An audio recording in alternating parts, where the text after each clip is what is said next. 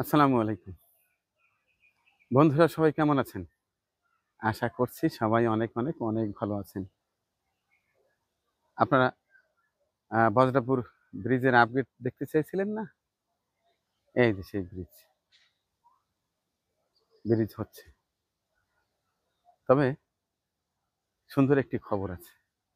সেটি হচ্ছে ওই ১ম যে ভিডিওটি করেছিলাম এই বজ্রপুরের বাঁশের সাঁকো ব্রিজের ওই পাশটায় প্রায় ৩ শতাধিক মানুষের বসবাস, তাদের যাতায়াতের দুর্ভোগ, এই মর্মে একটি ভিডিও করেছিলাম এবং এরা আমার কাছে একটা ব্রিজের আবদার করেছিলেন।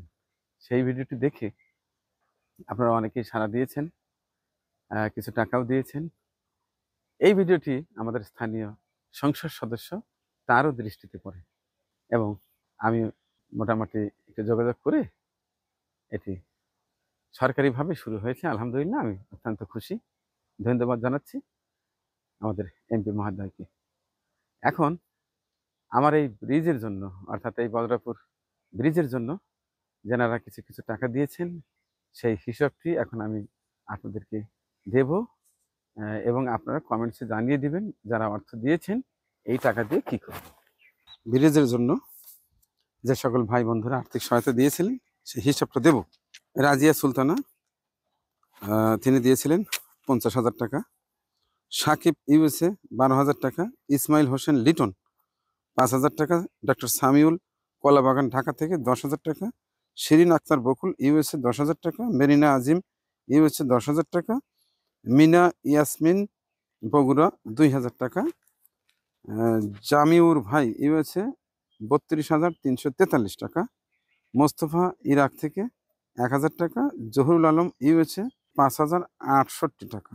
সাইদুর লন্ডন ১০,০০০ টাকা। শেখ সোহেল হেলেনা দম্পতি ইটালি ৫,০০০ টাকা। আইভি তালুকদার ইউএসএ ১০,০০০ টাকা। টোটালি আমার কাছে জমা আছে ১,৬২,৯১১ টাকা।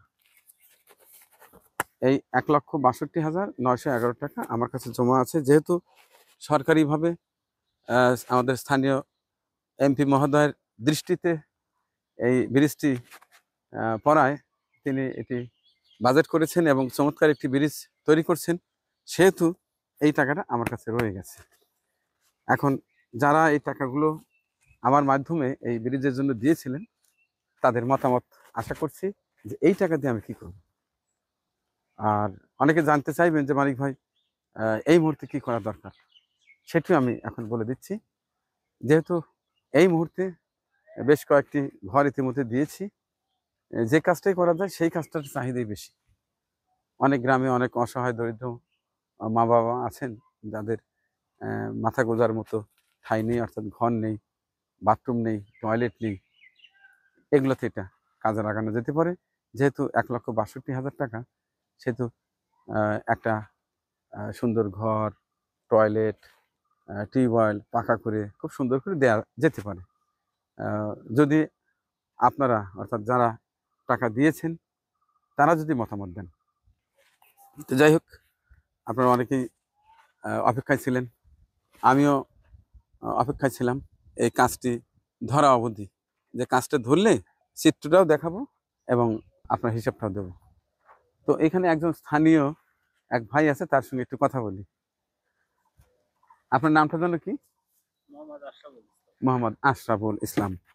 তো প্রথম যখন ভিডিওটি আমি করি, হ্যাঁ, একবার তো ৫০,০০০ টাকা দিয়েও গেলাম।